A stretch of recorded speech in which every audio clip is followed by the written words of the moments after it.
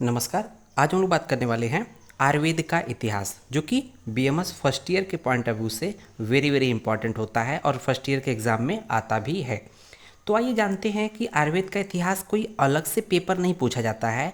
हाँ, ये है जब हम संस्कृत पढ़ते हैं, जब संस्कृत का पेपर देते हैं तो संस्कृत के पेपर दो पेपर होते हैं। पहला पेपर जो होता है 100 नंबर का होता है, 100 नंबर का होता है, और जो दूसरा पेपर होता है संस्कृत का वो 80 नंबर का संस्कृत होता है, प्लस उसमें 20 नंबर का आयुर्वेद का इतिहास भी पूछा जाता है। अर्थात जब हम लोग सेकेंड पेपर देने जाएंगे संस्कृत का पेपर, तो उसमें संस्कृत का 80 नंबर प्लस इतिहास अर्थात आयुर्वेद के इतिहास का 20 नंबर का प्रश्न पूछा जाता है। तो इसी से संबंधित हम लोग जो 20 नंबर का प्रश्न है उसको हम लोग आज डिटेल स्टार्ट करने वाले हैं। तो यहाँ देख रहे होंगे सबसे पहले क्या पूछा गया है कि इतिहास, है ना। इतिहास के बारे में पढ़ रहे हैं तो इतिहास के विषय में भी जानना जरूरी है। तो देखेंगे सबसे पहले इतिहास की व्युत्पत्ति, है ना, व्युत्पत्ति है। तो यहाँ पर इतिहास की व्युत्पत्ति क्या है, तो देखेंगे यहाँ पर किसके द्वारा व्युत्पत्ति दी गई है। बामन शिवराम आपटे। ये देखेंगे शिवराम आपटे जी क्या हैं, एक ऐसे मतलब व्यक्ति हैं जिन्होंने एक डिक्शनरी, संस्कृत की डिक्शनरी मतलब लिखी है। उस शब्दकोश में या डिक्शनरी में उन्होंने इतिहास शब्द को अच्छे से एक्सप्लेन किया है। तो जैसे कहा है जो इतिहास शब्द है, इतिहास जो शब्द है वो 3 शब्दों से मिलकर बना हुआ है। इति प्लस ह प्लस आस, अर्थात अस धातु में लिट लकार। तो इतिहास शब्द जो है अस धातु में लिट लकार अन्य पुरुष एक वचन के मिलने से इतिहास शब्द बनता है। तो यहाँ पर 3 शब्द है, इति, ह और आस। तो इति का जो अर्थ होता है यह या ऐसा, सच या थस। ह का मतलब क्या होता है, निश्चय, मतलब पॉजिटिवली। और आस का मतलब क्या होता है, था, वाज या हैपेंड। देखेंगे हम लोगों ने तभी इतिहास की बात किया, लेकिन ये भी जानना जरूरी कि इसको हम लोग क्या कहते हैं, हिस्ट्री, है ना, हिस्ट्री बोलते हैं। तो हिस्ट्री या हिस्टोरी जो भी शब्द कह लीजिए, शब्द का अर्थ है बुनना। जो हिस्ट्री शब्द है उसका अर्थ होता है बुनना। बुनना अर्थात इतिहास की घटनाओं को एक सूत्र में बुनकर इस तरह चित्र उपस्थित करना जो कि सार्थक हो।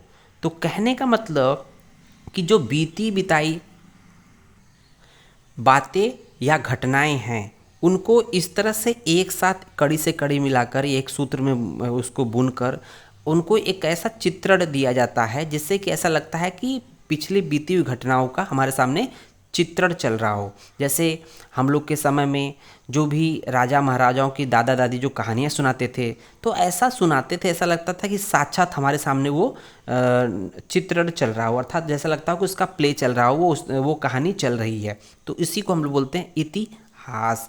या ये भी कह सकते हैं कि जो आज़ादी की लड़ाई है तो उससे रिलेटेड जितने भी आंदोलन हुए, चाहे सविनय अवज्ञा आंदोलन हो, चाहे नमक से संबंधित जो भी दांडी यात्रा हो, तो जब हम लोग इसको पढ़ते हैं तो ऐसा लगता है कि साक्षात गांधी जी चल रहे हैं और उनके पीछे पीछे उनके आंदोलनकारी जो अन्य लोग हैं वो चल रहे हैं। तो ये यही है इतिहास।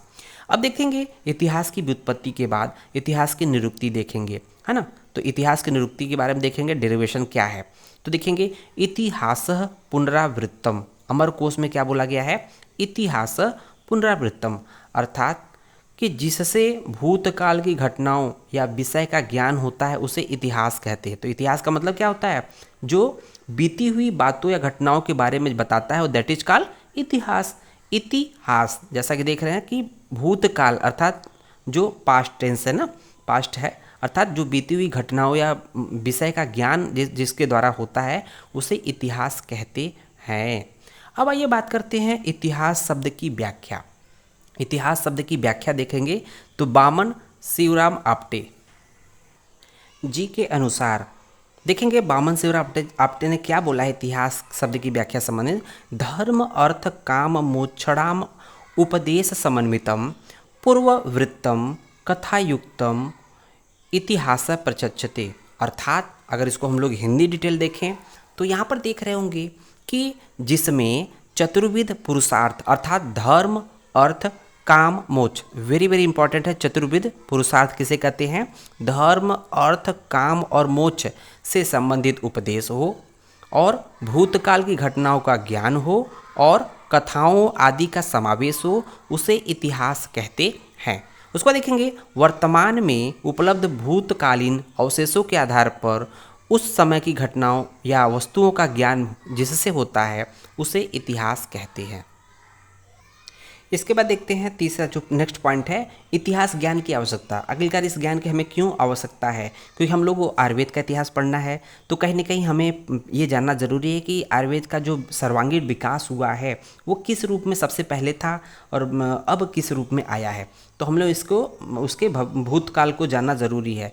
तो necessity of knowledge of history, देखेंगे किसी भी विषय को यथार्थ रूप से समझने के लिए उसका सर्वांगीण ज्ञान होना आवश्यक है। सर्वांगीण ज्ञान होने का मतलब कि अभी जो आपको ज्ञान है आयुर्वेद के बारे में जो आप जानते हो, तो ये जानिए कि पहले आयुर्वेद का ज्ञान किस तरह का था और किन लोगों को था और ये हम लोग को पास कैसे आया। इस सर्वांगीण ज्ञान के लिए उस विषय की ऐतिहासिक पृष्ठभूमि जानना आवश्यक होता है। जैसे हम लोग कहते हैं चरक संहिता पढ़ते हैं, सुश्रुत संहिता पढ़ते हैं, तो जो कहते हैं ना चरक जो थे उन्होंने चरक संहिता का लिखा, लेकिन चरक क्या करते थे?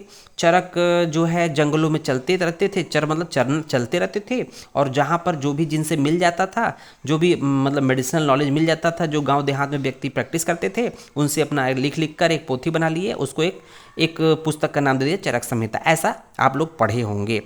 तो यही कह रहा है कि पृष्ठभूमि को जानना आवश्यक है। दूसरा पॉइंट है, आयुर्वेद के अध्ययन में उसके विभिन्न आयाम और पक्षों को जानने के लिए आयुर्वेद के इतिहास को जानना आवश्यक है। तो वही बात हम फिर भी कह रहे हैं, आयुर्वेदीय इतिहास के अध्ययन से हमें उसके क्रमिक विकास का ज्ञान होता है। तो जब हम लोग आयुर्वेद का इतिहास पढ़ेंगे तो देखेंगे कि किस रूप में आयुर्वेद सबसे पहले उसका जन्म हुआ या पड़ा हुआ था, फिर धीरे धीरे उसका डेवलपमेंट किस रूप में कैसे हुआ, क्या उसका सीक्वेंस था, विकास डेवलपमेंट का क्या क्रम था, आयुर्वेद अपने वर्तमान स्थिति तक कैसे आया, अर्थात जो इस समय जो कहते हैं ना कि आयुर्वेद का भविष्य उज्जवल है, तो अपने वर्तमान स्थिति तक कैसे आया यह जाना जा सकता है। तो हम लोग ये इतिहास के माध्यम से ही पढ़ सकते हैं। इस इतिहास को जानने से तत्कालीन समाज व्यवस्था, संस्कृति, धार्मिक गतिविधियाँ, शासन जीवन आदि का ज्ञान होता है। ऐतिहासिक घटनाओं के आधार पर वर्तमान विषय के यथार्थ तत्व का परीक्षण किया जा सकता है। नेक्स्ट पॉइंट इंपॉर्टेंट है, आयुर्वेद के इतिहास के अध्ययन से उससे प्रामाणिकता का प्रमाण प्राप्त किया जा सकता है। जिस तरह व्याधि के इतिहास के इतिहास के ज्ञान से उसका यथार्थ निदान किया जा सकता है, उसी तरह किसी शास्त्र के यथार्थता का परीक्षण उसके इतिहास से किया जा सकता है। अर्थात जब हम लोग बीमार होते हैं तो डॉक्टर के पास जाते हैं, तो कोई ना कोई व्याधि लेके जाते हैं, बीमारी लेके जाते हैं, तो डॉक्टर पूछता है कि आपने क्या पहले खाया, आप कहीं पहले घूमने गए, बहुत चिल्ड वाटर पिया, बहुत धूप में निकले थे, तो उसका मतलब कि वो पहले के इतिहास को जानना चाहता, तब उसके रोगों का कारण पता करेगा। रोगों का कारण पता हो जाएगा तो उसके हिसाब से उसका चिकित्सा बता देगा।